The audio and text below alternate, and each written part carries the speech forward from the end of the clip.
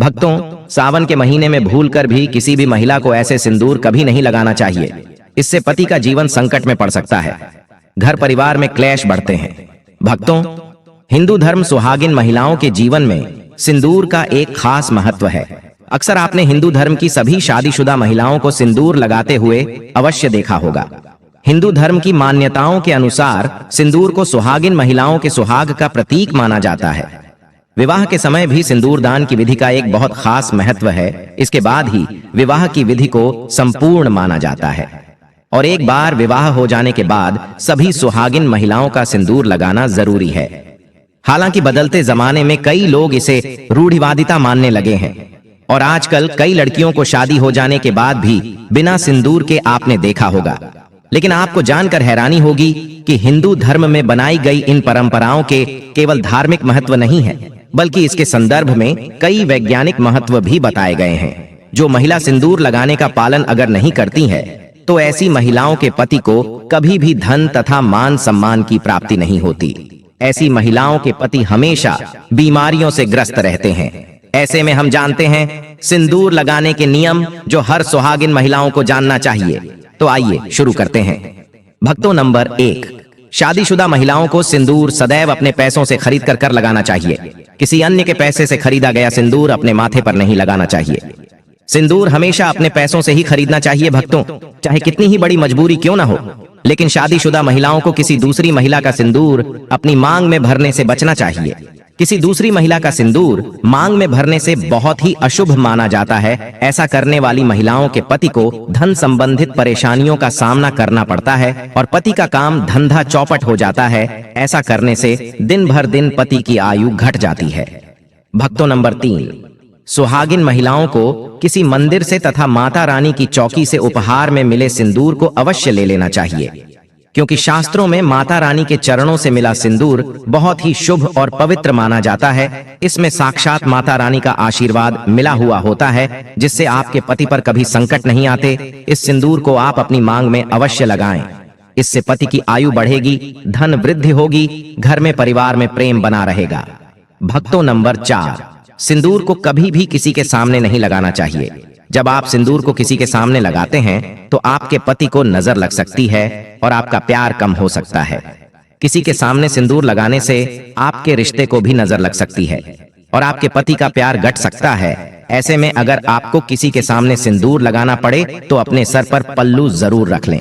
भक्तों, नंबर 5, कभी भी महिला को बगैर नहाए अपने माथे पर सिंदूर नहीं लगाना चाहिए। सबसे पहले महिला नहा लें और अपनी मांग में सिंदूर भर लें। फिर उसके बाद घर की पूजा पाठ करें और सिंदूर लगाते समय सदैव आप अपने पति की लंबी आयु और उनकी सफलता के बारे में ही सोचें। इससे आपका भाग्य और भी अधिक प्रबल और शक्तिशाली बनता है। और मांग में सिंदूर लगाते समय माता पार्वती का ध्यान अवश्य कर लें, क्योंकि अखंड सौभाग्यवती का वरदान माता पार्वती से ही प्राप्त होता है। घर में अगर किसी भी तरह का सूतक है या फिर मासिक धर्म के दौरान यह आपके ऊपर कोई मुसीबत क्यों ना आ जाए, ऐसे में शास्त्र कहता है जब तक आपका पति जीवित है तब तक आपको 365 दिन हर हाल में अपनी मांग में सिंदूर लगाना ना चाहिए। सिंदूर लगाने के बाद महिला अपने आप ही पवित्र हो जाती है। किसी कारणवश अगर आप बाल नहीं धो पाती तो बस आप अपनी मांग में सिंदूर भर लें, आप पवित्र हो जाएंगी और पूजा पाठ आप कर सकते हैं। जो महिला अपनी मांग में सिंदूर नहीं भरती है, दरअसल वह अपने पति की मृत्यु का शोक मनाते हैं।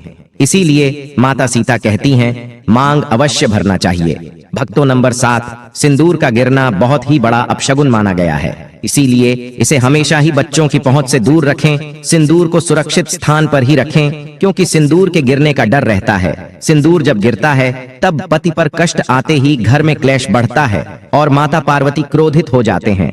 सिंदूर गिरते ही माता रानी से क्षमा अवश्य मांग ले। भक्तों, नंबर 8, मांग भरने के लिए आप हमेशा ही सूखे सिंदूर का ही इस्तेमाल करें। आजकल मार्केट में कई तरह के लिक्विड सिंदूर भी उपलब्ध है, लेकिन इसे लगाना अच्छा नहीं माना जाता है। शास्त्रों के अनुसार अगर माथे पर सिंदूर गिरता है तथा नाक पर सिंदूर गिरता है तो इसका मतलब है कि आपका पति आपसे बहुत प्रेम करता है। भक्तों, नंबर 9, अगर गलती से आपसे सिंदूर नीचे गिर जाता है तो उसे इकट्ठा करके नाली या फिर कचरे में न फेंकें। इससे सिंदूर का अपमान माना जाता है। सबसे पहले तो आप माता पार्वती से क्षमा मांगे, क्योंकि सिंदूर का गिरना शुभ नहीं होता। सिंदूर को हमेशा माथे से लगाकर किसी पेड़ के नीचे रख दें, क्योंकि सिंदूर में मां पार्वती का वास होता है। भक्तों नंबर 10, अगर आपसे सूखा सिंदूर सही तरीके से नहीं लगता है तो आप अपनी उंगली यानी कि माचिस की तीली को लेकर थोड़ा सा गीला करके सिंदूर में टच करके आप अपने माथे पर लगा सकते हैं। इससे सिंदूर नहीं गिरेगा और न ही आपके चेहरे पर फैलेगा।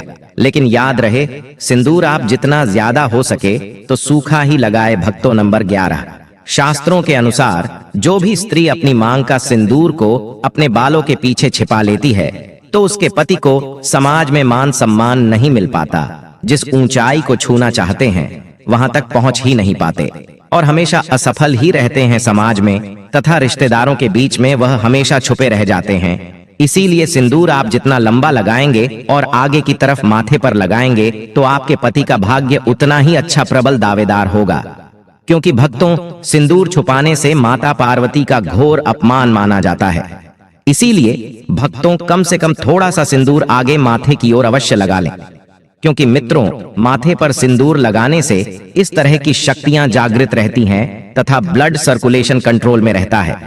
सिंदूर लगाने से इस तरह की खूबसूरती में 4 चांद लग जाते हैं, उसकी खूबसूरती में निखार बढ़ जाता है। ऐसी स्त्रियां बिना मेकअप श्रृंगार के भी किसी अप्सरा से कम नहीं लगती। भक्तों, 12 शास्त्रों में यह स्पष्ट बताया गया है कि महिला को सदैव नाक की सीध पर ही माथे पर सिंदूर लगाना चाहिए। लेकिन कभी कभी महिलाएं गलती कर देती हैं। अक्सर महिलाएं टेढ़ी मेढ़ी मांग निकालते हैं तो उसी जगह पर वह सिंदूर लगा देती हैं। लेकिन क्या आप जानते हैं, शास्त्रों में ऐसा करना बहुत ही अशुभ माना गया है। ऐसा करना आपको अपने पति से दूर कर देता है।